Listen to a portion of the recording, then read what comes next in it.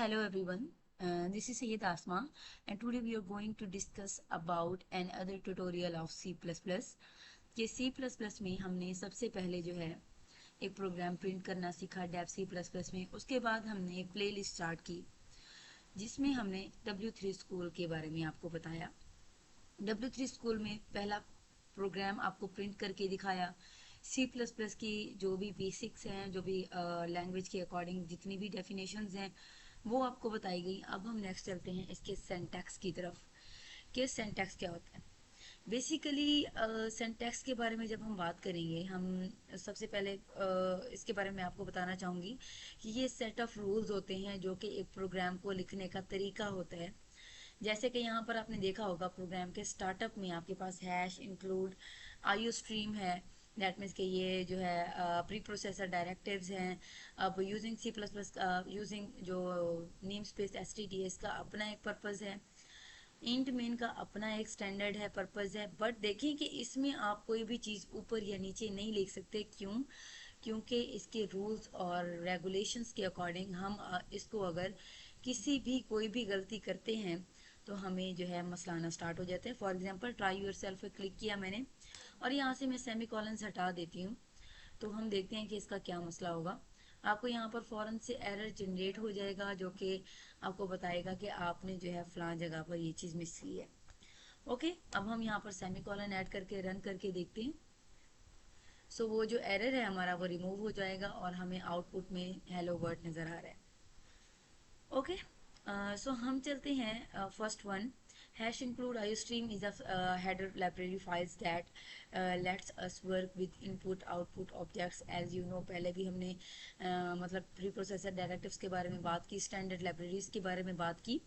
such as cout used in line 5 header file add functionality to C++। यानी कि अब ये रिस्पॉन्सिबल है कि इस की आउटपुट को प्रिंट कैसे कराना है। लाइन 2 में यूजिंग नेम्स std है, using name space std means that we can name for object and variable from the standard libraries। ठीक है, यानी कि आप अपने ऑब्जेक्ट्स और वेरिएबल्स जो भी यूज़ करेंगे वो आप स्टैंडर्ड लाइब्रेरीज के अकॉर्डिंग यूज़ करेंगे। जैसे कि हमारे पास वेरिएबल्स हैं, उसको आपने कौन सी डाटा टाइप दी है, ऑब्जेक्ट है तो वो कौन से यूज़ किए हैं, ये सारी बातें।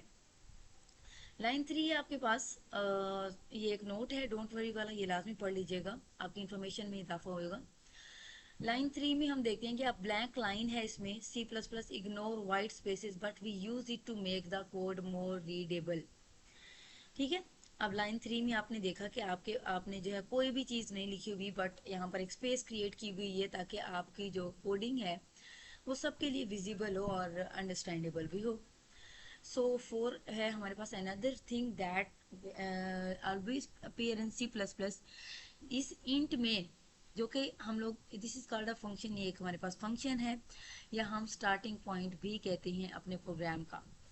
Okay, and any code inside it's करली ब्रेसेस विल बी एग्जीक्यूटेड। जो भी इंट मेन के बाद करली ब्रेसेस के अंदर जो कोड लिखा जाएगा वही एग्जीक्यूट होगा, उसके अलावा कोई भी कोड जो है वो प्रिंट नहीं किया जाएगा आपकी आउटपुट में। सो हम लाते हैं लाइन 5 की तरफ जिसमें है सी आउट, जिसमें आपने देखा होगा लाइन 5 में यहाँ पर दिखाया हुआ है। लाइन 5 में सी आउट जो है वो आपको प्रेजेंट हो रहा है।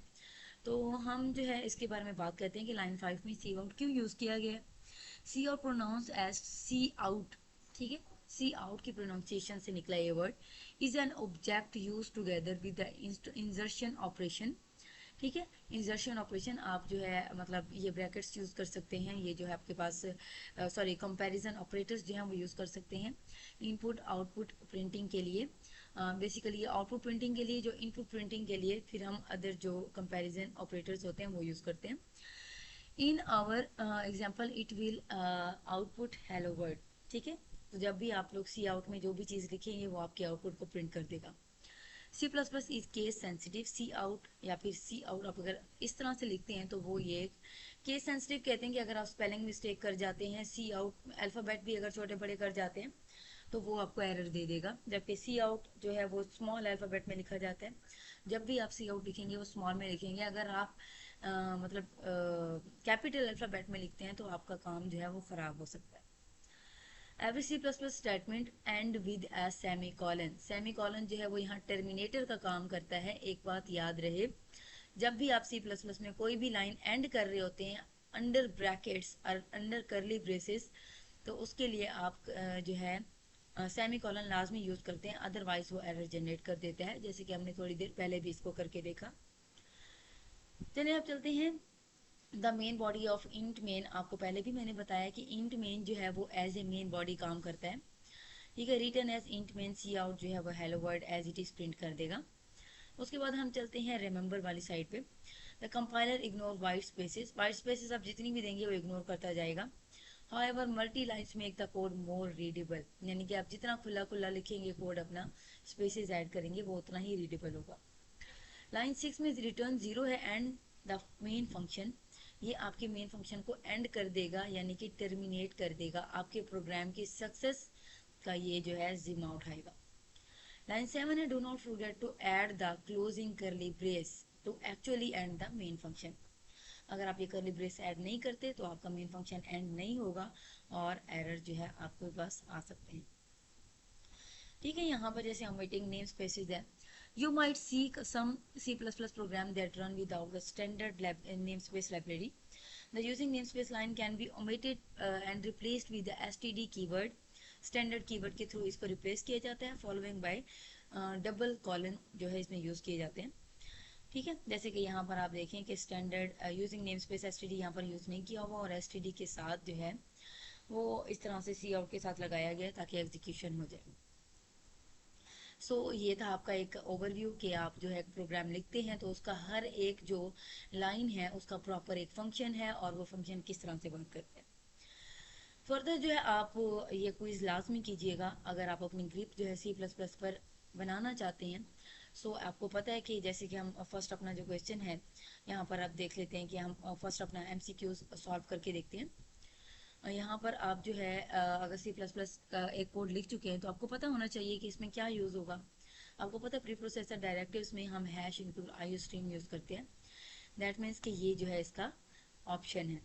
तो अब आप यहाँ पर इसको सबमिट आंसर करेंगे तो आपका आंसर करेक्ट आएगा। ये थी सिंटैक्स के अकॉर्डिंग एक video. Thank you so much. हमारी वीडियो को लाजमी देखें और एंड तक देखें ताकि आपकी अंडरस्टैंडिंग क्रिएट हो सके और W3 स्कूल्स को लाजमी फॉलो करें, इस पर अपने क्विज़ेस दें, इस पर अपनी प्रैक्टिस करें, तो इंशाल्लाह आपकी जो है C++ की ग्रिप बहुत बेहतर हो जाएगी। Thank you so much. अल्लाह हाफिज़।